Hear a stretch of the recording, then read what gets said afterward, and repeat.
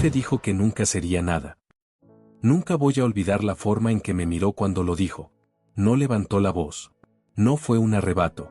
Solo inclinó la cabeza, sonrió un poco y soltó: tú no vas a hacer nada en esta empresa. Nunca. Lo dijo con la seguridad de alguien que cree que ya ganó. En ese momento todavía no entendía por qué esa frase me iba a perseguir durante años, ni por qué iba a destruir mucho más que mi carrera. Todo empezó meses antes, cuando entré a trabajar en la empresa donde estoy ahora. Bueno, estaba. Era una compañía mediana, nada glamorosa, pero estable. Oficina abierta, café malo, jefes que hablaban de familia mientras te pedían quedarte hasta tarde sin pagarte horas extra. Yo necesitaba el trabajo. No era negociable. Venía de una racha complicada. Mi padre llevaba un año enfermo, mi madre dependía económicamente de mí, y yo arrastraba un currículum lleno de empleos cortos que nunca duraban más de 12 meses. No por despidos escandalosos. Más bien por desaparecer. Me iba antes de que me echaran. Cuando entré, mi jefe directo, voy a llamarlo Marcos, me cayó bien. Demasiado bien. Era carismático, de esos tipos que saben tu nombre desde el primer día y te hacen sentir visto. Me presentó al equipo, hizo un chiste sobre mi edad, me dijo que tenía cara de alguien con hambre de crecer. Ese comentario se me quedó grabado. Hambre. Yo sí tenía hambre. De estabilidad. De no sentirme siempre al borde. Las primeras semanas trabajé como un animal. Llegaba antes, me iba después. Aprendí procesos que no me correspondían, cubrí errores ajenos sin señalar a nadie. Pensé que eso era lo que se hacía para destacar. Para demostrar valor. Pero algo empezó a sentirse raro. Cada vez que proponía una idea en las reuniones, Marcos asentía, y 5 minutos después repetía exactamente lo mismo, con otras palabras, como si fuera suyo. Nadie decía nada. Yo tampoco. Me convencí de que era paranoia. De que así funcionaba el trabajo en equipo. La primera señal clara llegó un viernes por la tarde. Todos estaban guardando cosas cuando Marcos me pidió que me quedara un momento. Cerró la puerta de la sala de reuniones. Se sentó frente a mí, cruzó los brazos y me dijo que había preocupaciones sobre mi rendimiento. Me quedé helado. Literalmente tenía métricas mejores que 2 compañeros con más antigüedad. Le pedí ejemplos concretos. Me dijo que era una sensación general. Que no me veía encajando a largo plazo. Que me faltaba algo. Ese algo fue la primera vez que sentí miedo real. No por el trabajo en sí. Por lo que significaba perderlo. Mi madre me había llamado esa mañana para decirme que el tratamiento de mi padre había subido de precio. Le prometí mejorar. Le dije que estaba comprometido. Marcos me escuchó con paciencia, como si yo fuera un niño explicando por qué merecía otra oportunidad. Al final sonrió y dijo que lo hablaríamos más adelante. Ese más adelante llegó rápido. Un lunes, delante de todo el equipo, corrigió un informe mío con sarcasmo. Exageró un error mínimo como si fuera una catástrofe. Sentí las miradas. Algunas incómodas. Otras, aliviadas de no ser yo. Ahí empezó algo que no supe nombrar en ese momento. Una especie de erosión constante. Comentarios sutiles. Reuniones a las que no me invitaban. Correos donde quedaba en copia, pero tarde. Y, aún así, seguí esforzándome. Porque fuera de la oficina, mi vida también se estaba desmoronando. Mi pareja de ese entonces, Laura, empezó a decirme que estaba ausente.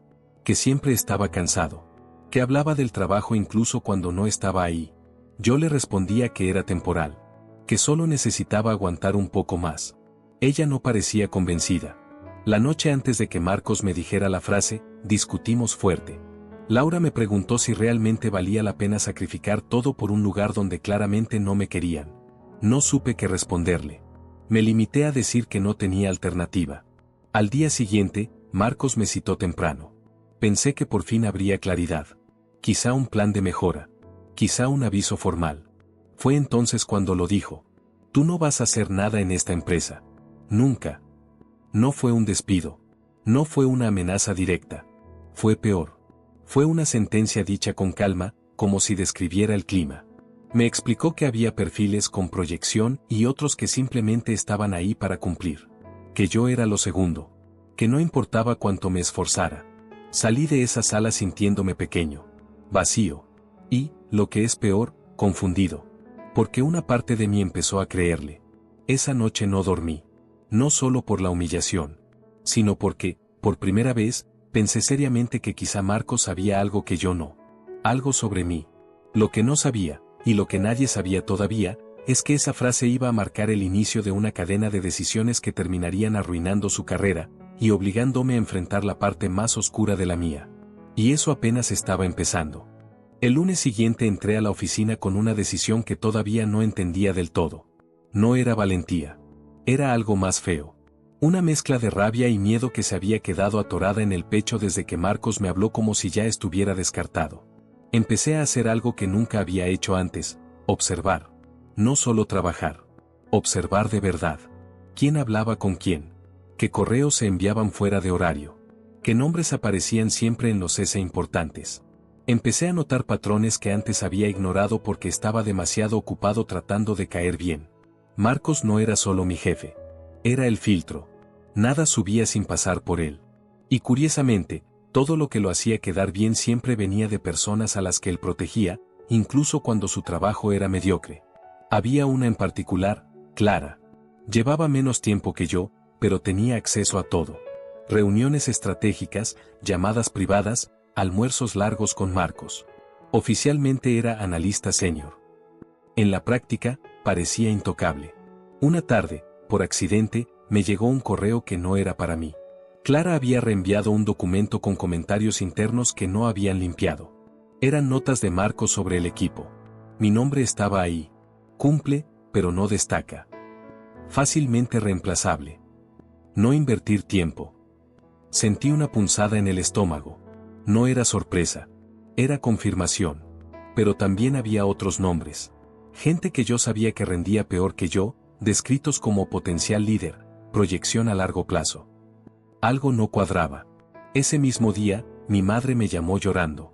El seguro no iba a cubrir una parte del tratamiento de mi padre. Necesitábamos dinero. Rápido. Yo apenas estaba llegando a fin de mes. No le dije nada a Laura esa noche. Seguíamos distantes. Dormíamos juntos, pero hablábamos poco. Yo estaba atrapado en mi cabeza, repasando la frase de Marcos una y otra vez, como si fuera un diagnóstico médico. Empecé a quedarme solo en la oficina después de hora. Al principio para trabajar. Luego, para revisar cosas que no eran exactamente parte de mi trabajo. Archivos compartidos. Versiones anteriores de documentos. Historiales de cambios. Y entonces encontré algo. No era grande. No era ilegal. Era sucio. Reportes maquillados. Resultados inflados para presentaciones internas. Nada que explotara de inmediato, pero suficiente para que ciertas decisiones se aprobaran sin demasiadas preguntas. Lo inquietante no era eso. Era que muchos de esos cambios no los hacía Marcos directamente. Venían de la cuenta de Clara. Empecé a atar cabos. Clara no era brillante. Era obediente. Hacía exactamente lo que Marcos necesitaba que hiciera, sin cuestionar nada. Y a cambio, él la impulsaba. Esa noche volví a casa con una sensación nueva. No era esperanza. Era peligro. Porque por primera vez pensé, si él está mintiendo, entonces todo lo que dijo sobre mí también puede ser mentira. Pero no hice nada. Todavía. Las cosas en el trabajo empeoraron. Marcos empezó a documentar errores pequeños. Me pidió reportes innecesarios. Me cambiaba prioridades a último momento y luego me reclamaba por no cumplir plazos. Era un desgaste calculado. Una mañana, Laura me dijo que necesitábamos hablar. Se sentó frente a mí en la cocina y me preguntó, sin rodeos, si yo estaba bien. No en el trabajo. Yo. No supe qué responder. Me quedé callado demasiado tiempo. Ella suspiró y dijo que sentía que yo estaba desapareciendo. Que todo giraba alrededor de alguien que me despreciaba. Me dio un ultimátum suave, de esos que duelen más porque no son gritos. Que no podía seguir así indefinidamente. Ese mismo día, Marcos me llamó a su oficina otra vez. Esta vez no estaba solo. Recursos Humanos estaba presente. No me despidieron. Todavía. Me dieron un plan de mejora. 3 meses. Objetivos vagos. Evaluaciones subjetivas. Marcos hablaba y la persona de Recursos Humanos asentía como si ya conociera la historia. Cuando salí, sentí algo romperse definitivamente. Ya no era solo una cuestión de orgullo. Era supervivencia. Esa noche tomé una decisión que, en ese momento, me pareció lógica. Necesaria. Incluso justa. Hice una copia de todo. Correos, versiones de archivos, registros de cambios. No para usarlos. No todavía. Solo para tenerlos. Para no sentirme tan indefenso. Me repetí que era solo una red de seguridad. No sabía que acababa de cruzar una línea que ya no tendría marcha atrás. Porque lo que encontré después, lo que conectaba a Marcos con algo mucho más grande, no solo iba a cambiar mi lugar en la empresa. Iba a obligarme a elegir qué tipo de persona estaba dispuesto a ser. Y esa elección iba a costarme mucho más de lo que imaginaba. Lo que encontré después no fue inmediato. Fue lento. Incómodo. Como darte cuenta de que una habitación huele mal, pero no sabes de dónde viene. Empezó con un archivo que no debería existir en la carpeta compartida. No tenía nombre claro, solo una fecha antigua y las iniciales de Marcos. Dentro había capturas de pantalla de correos, resúmenes de llamadas y algo que me llamó la atención, evaluaciones internas de empleados que ya no trabajaban ahí. Al principio pensé que era material viejo de recursos humanos. Pero cuanto más leía, más evidente se volvía que no era oficial. Eran perfiles paralelos. Opiniones personales. Juicios que nunca aparecieron en ningún documento formal. Había un patrón inquietante. La mayoría de las personas descritas como problemáticas o poco alineadas tenían algo en común. Habían cuestionado decisiones, pedido aumentos o señalado inconsistencias en reportes. Y todos habían salido de la empresa por mutuo acuerdo. Yo reconocí algunos nombres. Gente que un día simplemente dejó de venir y nadie volvió a mencionar. Ahí entendí algo que me dio frío en la espalda. Marcos no solo bloqueaba carreras. Las apagaba. Esa misma semana, Clara empezó a hablarme más. Demasiado. Me preguntaba cómo iba el plan de mejora, me decía que no me tomara nada personal, que Marcos era exigente con los que veía potencial. La ironía casi me hizo reír. En uno de esos intercambios, se le escapó algo. Comentó que Marcos estaba nervioso por una auditoría interna que venía en camino. No era algo público. No aún.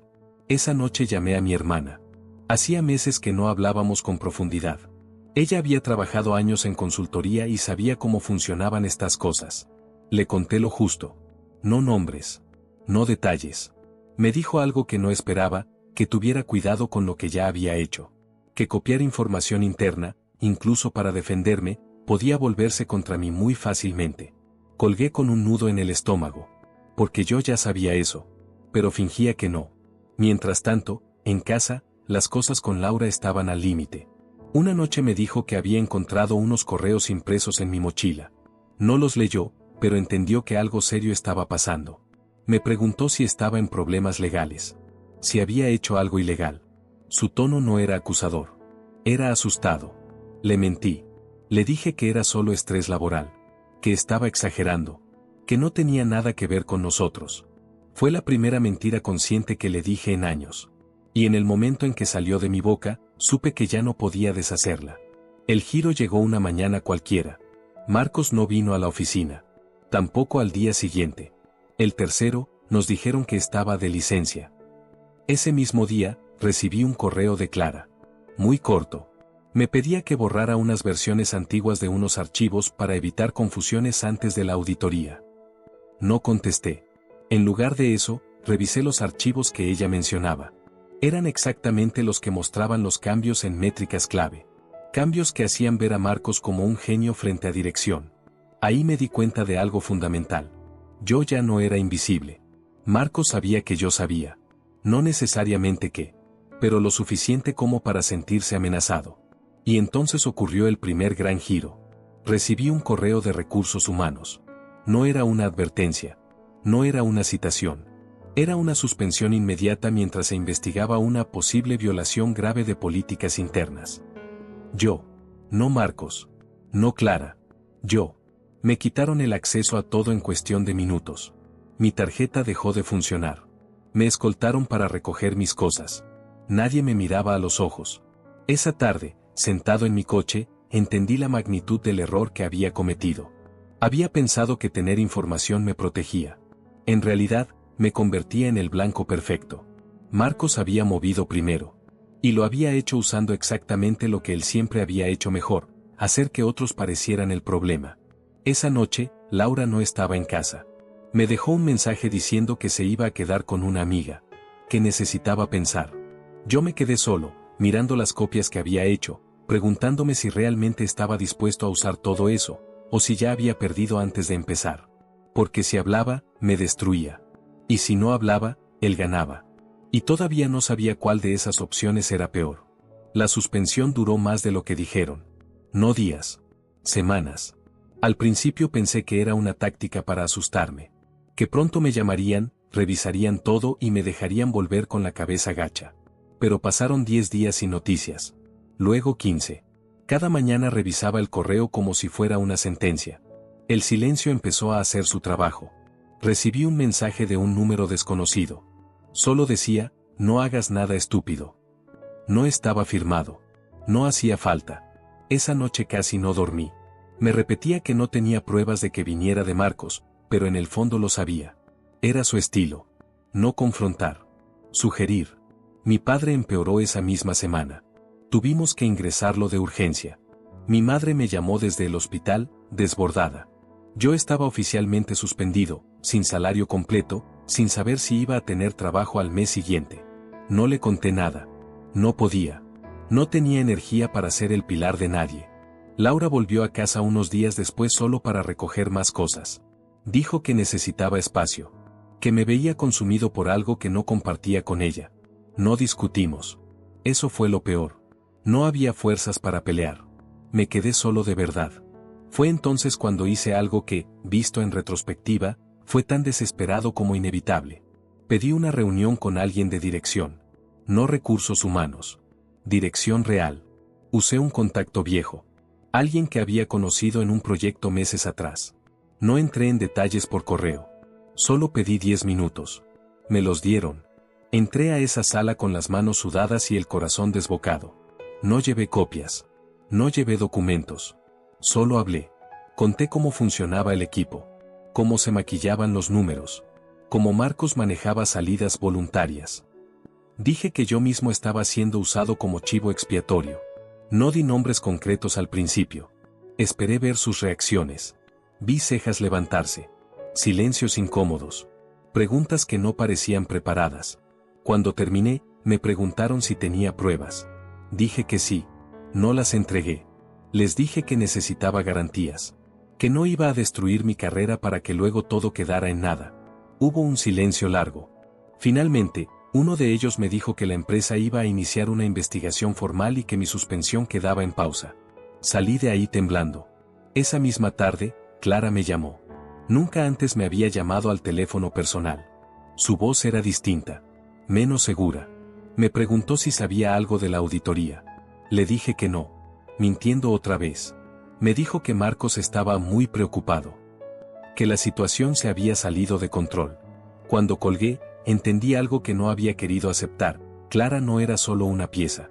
Era cómplice. Y aún así, sentí lástima. 2 días después, Marcos me llamó. No me habló como jefe. Me habló como alguien que intenta recuperar control. Me dijo que todo había sido un malentendido. Que quizá había sido duro conmigo, pero que podía arreglarse. Que si yo colaboraba, esto podía cerrarse discretamente. Colaborar significaba callar.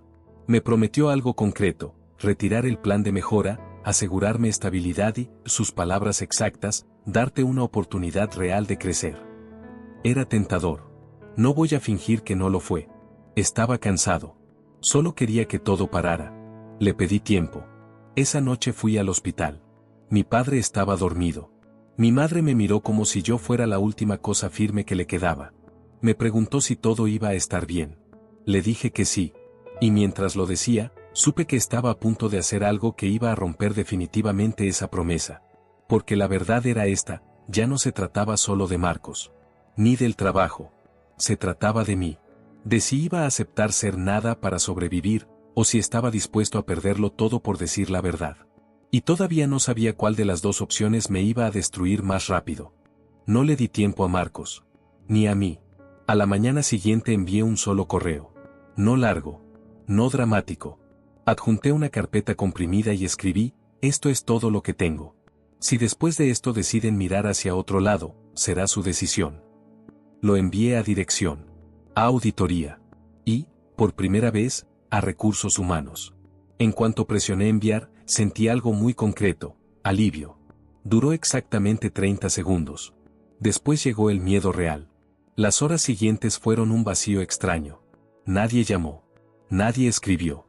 Mi teléfono estaba en silencio, como si la empresa hubiera dejado de existir. Empecé a imaginar escenarios, demandas, listas negras, llamadas a futuras empresas, todo terminando antes de empezar. Esa tarde, Laura me escribió. Me preguntó si podíamos hablar. Nos encontramos en un café cerca de casa. Yo estaba agotado. Ella también. Le conté todo. No adorné nada. Le dije lo que había hecho, lo que podía pasar, lo poco que controlaba ya la situación. No me interrumpió. Cuando terminé, se quedó callada un rato largo. Luego me dijo algo que no esperaba. Me preguntó si yo estaba seguro de que todo lo que estaba pasando era solo culpa de Marcos. No entendí la pregunta al principio. Pensé que estaba dudando de mí. Pero no. Me miró directo y me dijo que llevaba meses viéndome obsesionado. Que había cruzado límites. Que había mentido con facilidad. Que tenía razón en estar enfadado, pero que también me estaba convirtiendo en alguien que no reconocía. Eso me dolió más que cualquier amenaza legal. Esa noche casi no dormí. No por Marcos. Por mí. El primer golpe oficial llegó 2 días después. Marcos fue removido temporalmente de su cargo mientras durara la investigación. Clara fue reasignada. Nadie usó la palabra culpa, pero el mensaje era claro. En la oficina, porque sí, me pidieron que volviera, el ambiente era irrespirable. Algunos me evitaban. Otros me miraban con una mezcla de respeto y miedo. Yo no me sentía victorioso. Me sentía expuesto. Entonces ocurrió algo que no vi venir. Recibí un correo de auditoría interna pidiéndome aclaraciones sobre ciertos archivos. En concreto, sobre fechas. Decían que algunos documentos parecían haber sido modificados después de que yo fuera suspendido. Leí el correo 3 veces. No tenía sentido. Yo no había tocado nada después. No tenía acceso. O eso creía. Revisé mis copias. Mis discos. Todo parecía en orden. Hasta que encontré algo que me heló la sangre. Un archivo con cambios registrados desde una IP que no era la de la oficina, ni la mía. Alguien había accedido a mis copias. Alguien había modificado archivos clave para que pareciera que yo había alterado información a posteriori. El segundo giro cayó como un peso muerto. No estaban tratando de salvar a Marcos. Estaban preparando el terreno para sacrificarme a mí. Y lo peor de todo es que, técnicamente, yo ya había cruzado suficientes líneas como para que eso fuera creíble. Llamé a mi hermana. Le conté todo. No suavicé nada. Me dijo algo que no quería oír, que necesitaba un abogado. Ya. Que esto había dejado de ser una cuestión laboral. Cuando colgué, entendí por qué Marcos me había dicho que nunca sería nada. No era solo desprecio. Era advertencia. Porque en el sistema en el que él se movía, la gente como yo no caía hacia arriba. Caía sola. Esa noche, dirección me llamó a una reunión urgente para el día siguiente. No me dijeron el motivo. No hizo falta. Laura me escribió preguntando si estaba bien. No supe qué responder. Me quedé sentado en el borde de la cama, mirando el suelo, dándome cuenta de que había querido justicia, pero había entrado en un juego donde la verdad era solo una herramienta más. Y mañana, alguien iba a decidir qué hacer conmigo. Entré a la reunión sabiendo que no iba a salir igual, pasara lo que pasara. No era una sala grande. Éramos demasiadas personas para el espacio. Dirección, legal, auditoría, recursos humanos. Nadie sonreía. Nadie me ofreció agua. Ese detalle absurdo se me quedó grabado. Empezaron hablando de inconsistencias. De límites difusos. De decisiones precipitadas. Palabras cuidadosamente elegidas para no señalar a nadie directamente. Luego proyectaron los archivos.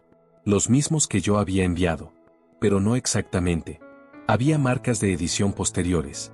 Comentarios que yo no había escrito. Cambios sutiles que alteraban el contexto sin borrar la información original. Era brillante. Sucio, pero brillante. Me preguntaron si reconocía esos cambios. Dije que no. Me preguntaron si podía probarlo. No pude. Entonces ocurrió algo que todavía me cuesta procesar. Clara entró a la sala. No estaba citada oficialmente. Al menos, no que yo supiera. Se sentó al fondo y pidió la palabra. Dijo que quería aclarar su rol en todo aquello. Contó una historia muy bien armada. Dijo que yo llevaba meses obsesionado con Marcos. Que me sentía perseguido. Que había hablado varias veces de hacerlo caer. que le había pedido ayuda para acceder a archivos sensibles. No negó que hubiera maquillado reportes. Dijo que lo había hecho siguiendo instrucciones mías. Mientras hablaba, entendí el nivel del juego. No estaba improvisando. Había ensayado. Cada frase encajaba demasiado bien. La miré esperando ver culpa. No la vi. Vi miedo. Cuando terminó, me miraron a mí. Y ahí, por primera vez desde que todo empezó, dije algo completamente honesto. Les dije que sí, que había cruzado límites, que había copiado información que no debía, que había actuado desde el resentimiento, que no era un héroe. El silencio fue absoluto. Luego añadí algo más. Les dije que eso no hacía falsos los datos originales, que podían verificar cada cifra con sistemas externos, que si lo hacían, verían exactamente quién había inflado resultados durante años. Les dije que podían destruirme a mí si querían, pero que los números no mentían. Esa fue la última vez que vi a Marcos como una figura poderosa, porque aunque no estaba en la sala, su sombra lo llenaba todo. La reunión terminó sin resolución. Me dijeron que me llamarían. 2 días después, salió el comunicado interno. Marcos dejaba la empresa por mutuo acuerdo. Clara también. No se dieron detalles. A mí me citaron aparte. No me despidieron. Me ofrecieron una salida negociada. Silenciosa. Un acuerdo de confidencialidad. Una compensación mínima. La posibilidad de decir que había sido una reestructuración. Entendí el mensaje. La empresa se limpiaba sin hacer ruido. Acepté. No por cobardía. Por agotamiento. Salí de esa oficina con una caja en las manos y una sensación extraña. No había ganado. Tampoco había perdido del todo. Pero algo sí era seguro. Ya no pertenecía ahí. Esa noche caminé durante horas. Pensé en la frase de Marcos. Nunca serás nada. Pensé en cuánto de eso había permitido yo mismo que se hiciera verdad. Laura me llamó. Me preguntó dónde estaba. Le dije la verdad. Toda. Me dijo que no sabía si podía volver conmigo. Que necesitaba tiempo. Lo entendí. Volví a casa solo. Y fue entonces cuando recibí el último correo. No de la empresa. De Marcos. El correo de Marcos era corto. No tenía amenazas. No tenía disculpas. Solo decía, al final tenías razón. Pero no ganaste. Lo leí varias veces, esperando sentir algo. Rabia. Satisfacción. Cierre. No llegó nada de eso. Pasaron meses. Conseguí otro trabajo. Nada parecido al anterior. Menos sueldo. Menos prestigio. Más paz. Nadie sabía quién era yo. Nadie esperaba nada de mí. Mi padre falleció ese invierno. No de golpe. Se fue apagando. Estuve ahí hasta el final. Mi madre envejeció de repente. Laura vino al funeral. Hablamos poco. Nos abrazamos como 2 personas que se querían, pero ya no sabían cómo volver. Intenté rehacer mi vida como si lo ocurrido hubiera sido solo un mal episodio laboral. Pero no lo fue. Me di cuenta de que había cambiado cosas en mí que no se deshacen tan fácil. Un día, por curiosidad, busqué a Marcos en LinkedIn. No estaba. Busqué en Google. Nada relevante. Desapareció como si nunca hubiera existido profesionalmente. De Clara supe por un antiguo compañero. Dijo que se había mudado. Que trabajaba en algo completamente distinto. Que no hablaba del pasado. Yo tampoco hablaba. Hasta ahora. Porque hay algo que nunca conté. Algo que hace que todo esto sea más incómodo de lo que parece. Meses antes de que Marcos me dijera que nunca sería nada, yo ya había decidido irme. Tenía una oferta informal. Nada firmado, pero real. En otra empresa. No se lo dije a nadie. Ni siquiera a Laura. Quería sentir que me necesitaban. Que podía elegir. Cuando Marcos empezó a presionarme, en lugar de irme, me quedé. Me enganché. Quise demostrarle que estaba equivocado. Y ahí empezó todo. Marcos no destruyó mi carrera. Yo le di permiso para hacerlo cuando convertí su opinión en el centro de mi identidad. No fue una historia de héroes y villanos. Fue una de poder, miedo y orgullo. A veces me pregunto qué habría pasado si ese día, en lugar de quedarme en la sala escuchando cómo me decía que no sería nada, simplemente me hubiera levantado y me hubiera ido. Nunca lo sabré. Solo sé esto, no me convertí en lo que él quería. Tampoco en lo que yo creía que debía ser. Y quizá eso es lo más inquietante de todo. Porque todavía no sé si perderlo todo fue una derrota. O la única forma que tuve de dejar de ser exactamente lo que él dijo que era. Si llegaste hasta aquí, no sé qué opinas. Yo aún no lo tengo claro.